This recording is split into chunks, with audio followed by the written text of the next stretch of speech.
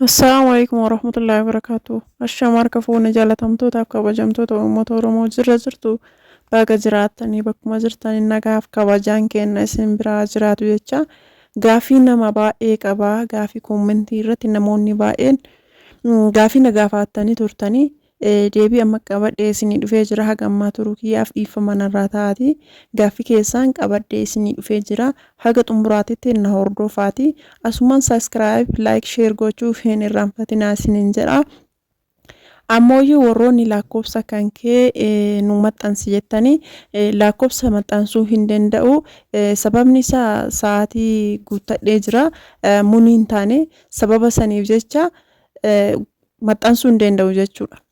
Keessaan isinii himaa yeroo baay'eeyyuu keessaan isinumaa himaa jira garuuyyuu isinii keessan haga xumuraa yoo dhageeffataa yeroo garii xumurarra isinii kenna yeroo garii ammooyyuu jalqaba irratti illee isinumaa kenna jechuudha. Isin ammooyyuu viidiyoo san guutuu isaa yoo caqaftan yookaan xumura irratti illee jiraachuu danda'a yeroo tokko anuyyuu jalqaba irra isinii kenna.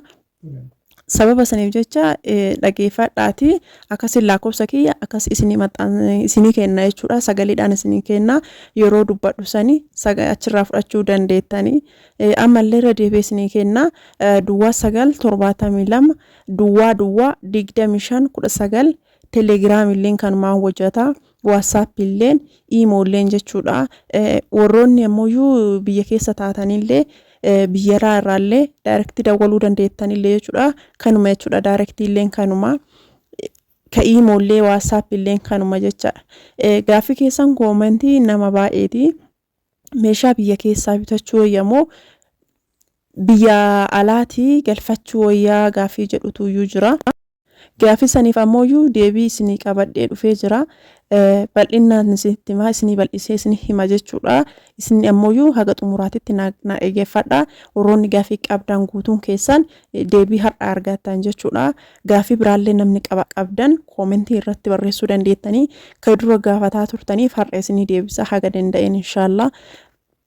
Hiiqaa alaa galfachuu wayyamoo biyya keessa bitachuu wayyaa jalqabarra isinii deebisa hiiqaa biyyaa bitachuu wayyaa akkamitti jechuun keessanillee hin oolu maaliif biyyaa bitachuu wayyaa hiiqaan hundunuyyuu ka biyya alaa jirullee biyya keessa jira jechuudha kama biyya alaati jirutuyyuu biyya keessa jira biyya alaallee hiiqaa biyya garaagaraatii gala akkasuma asitti illee biyya garaagaraatii gala ka oomishu Itoophiyaa osoo hin taane biyyoota garaagaraatii gala jechuudha fakkeenyaaf Turkii irraa gala Hindii irraa gala Chaayinaa irraa gala biyya garaagaraa irraa gala jechuudha biyya kanaa fi kana fakkaatan baay'ee kan akka fakkeenyaatti isinii kaasee biyyoota kanneen gala jechuudha biyya biraallee akkasuma jechuudha biyya isin jirtan biyya kamuu haa jiraattanii biyya sanillee akkasuma deebi'ee gatiin isaallee akkuma biyyi isaa garaagara ta'ee gatiin isaallee walumaa jalatti jira jechuudha gatiin isaa tokko miti wal jalaa gubbaa jira jechuudha akkuma biyya wal caaluun jechuudha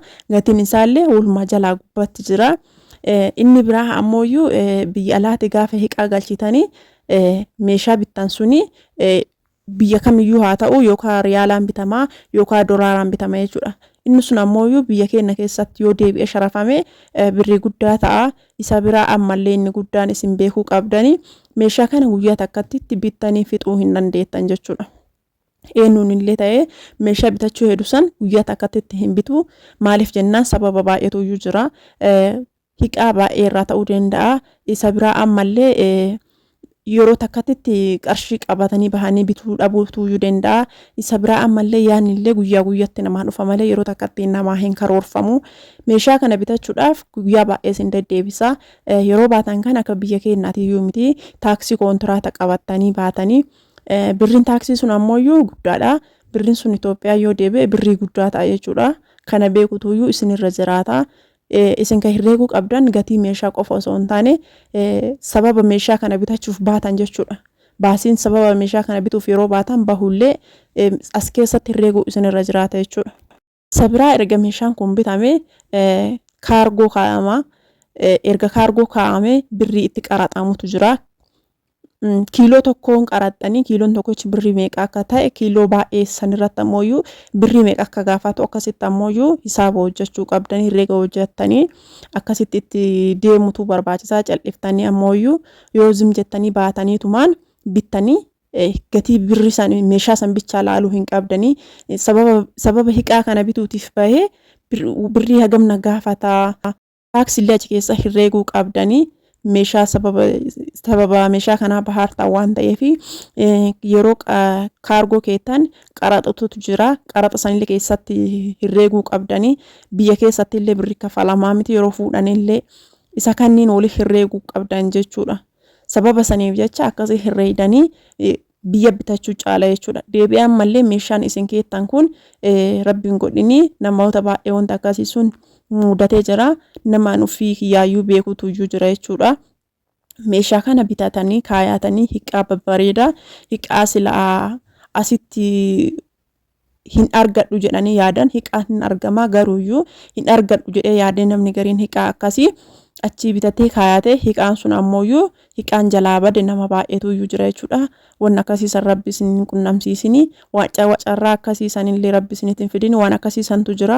Sababa saniif jecha biyya keessaa bitaadha warroonni maatii qabdanillee maatii bichisiifadha warroonni maatii hin qabnellee amma sooshaal miidiyaan kunillee babal'atee jira namoota baay'eetu jira. Biyya isin barbaadanillee namoonni bitee isin hin geessa jechuudha. Anama fakkeenyaaf biyya isin barbaadan hin geessa jechuudha. Ka jiraadhu jireenyi kee Shaashamanneedha. Garuuyyuu iddoo isin barbaadan irraa gara iddoo biraatitti fuudhee isin geessuu hin danda'a tiraanspoortiidhaan rakkoo hin qabu jechuudha. Inni biraa ammallee meeshaa kana jechuudha yeroo bitamutti isin jalaa kan cabutu jira. Hiqaan isin qalbiin keessan irra isin buutee hawwiidhaan bitattan tokko isin jalaa cabu jira. Baduulleen hin jira sababa saniif jecha birriin achi bitameen sunillee asitti yoo deebi'u yoo sharafame hiqaa hedduu bita jechuudha. Sababa saniif jecha meeshaa biyyatti bitadhaa isiniin jedha. Gaafina gaafataniif deebii argattan jedhee yaada. Meeshaa biyyatti bitachuu caalaa isiniin jedhe meeshaan ka biyyaatu caalaa ijoolleen biyya keenyaa umriin isaanii yeroo asii bahan xixiqqaa ta'anii ta'uu danda'a yeroo dheeraa achi turanii ta'uu danda'a. Sababa saniif jecha waa'ee biyyaa irraa meeshaa biyyaa akkuma duraa san si'anii hanga tokko garuuyyuu amma hiqaa namni bitaa gadhiisa sooshaal miidiyaa kanarraan odeeffannoo baay'ee argachuu dandeettanii namni baay'een garuuyyuu akka waan hin jirreeti yaada jechuudha. Biyya keenya kana keessa meeshaan akka biyya isin jirtan jirutu jira. Maaliif achi seenee guyyama yeroo san osoo homaayyuu iddaan turin asillee seenaa waan ta'eef meeshaa babbareedaa meeshaa orjinaalitu jira. Fakkeenyaaf amma of jajuuf osoo hin taane yuutuubii keessa kee kana haga xumuraatetti yoo ilaaltan meeshaan ambitu meeshaa orjinaalii meeshaa biraandii ta'e jechuudha. Akkasuma meeshaa filatamaa meeshaa bifee meeshaa baay'ee bareedu baay'ee sirriitti filatamaaf namni barbaadutu jira jechuudha. Meeshaa akkasiisan meeshaan angadhiisu of jajuuf osoo hin taane maashaallaadha. Namoonni baay'een namni jaalatan nama baay'eetu namni jaalate koomentii irratti illee hin argaa. Ammoo namoonni keessan bitataa jirtanillee isin argaa. Meeshaa maashaallah meeshaa babbareedaa meeshaa orjinaaliidha kan gadhiisu kan nama bitullee akkasumatti viidiyoo kee haga jalqabaa haga xumuraatitti kan meeshaa bite kan illee ilaaluu dandeettanii ujjajuuf osoo hin taane kun waan ija keessaniin argitan jechuudha. Meeshaan namni namaa bite taanaan meeshaa orjinaalii meeshaa bareedaatu jira. Gatiin isaallee jidduu galeessa jechuudha. Waan ol ka'aan bitu miti maashaallah gatii isaallee jidduu galeessa isinii bitaara. Sababa saniif jecha warroonni haga ammaa na hordoftanii viidiyoo kee na hordofaa sheerurra godha koomentii gaggaarii na barreessa haga ammaa turtii haga na guutuu na wajjin gootaniif wallahi baay'ee isin galateeffadha. Jazaasiisan rabbi isin haa deebisu baay'ee tokko isin galateeffadha. Naaf jiraadhaa isiniin jedha rabbi umurii keessan haa dheeressu. Ammallee ammooyyuu isin malee maal qaba akkasumatti jechuudha saabskiraayib naa gochuudhaani godinyoota teessanirra gara godinyoota keessanii sheer gochuudhaan akkasumatti na wajjin turaa isiniin jedha baay'ee isin galateeffadha.